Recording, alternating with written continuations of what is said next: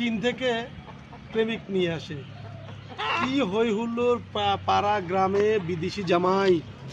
কিন্তু দেশে দেখা যায় কি, ওই লোকগুলোই ডিভোর্সি। ওই দেশের ডিভোর্স খেয়ে এসে এদেশের মেয়েদের সাথে প্রেম করে, তাদের একটা লক্ষ্য এই মেয়েগুলোকে তখন চায়না নিয়ে যায়, নিয়ে গভীর অত্যাচার করে, যা আসলে সীমাহীন দুর্বিশ্ব। মেয়েগুলো কেমন ফেসবুকে বিদেশি ছেলে দেখলেই পাগল হয়ে যায়।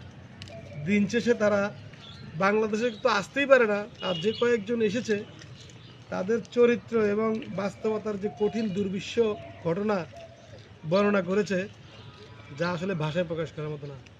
তাই বিদেশি ছেলে বাদ দিয়ে বাংলাদেশি ছেলেদের কাছেই থাকুন, বাংলাদেশি ছেলেদেরকেই বিয়ে করুন। অযথা লোভ করবেন না।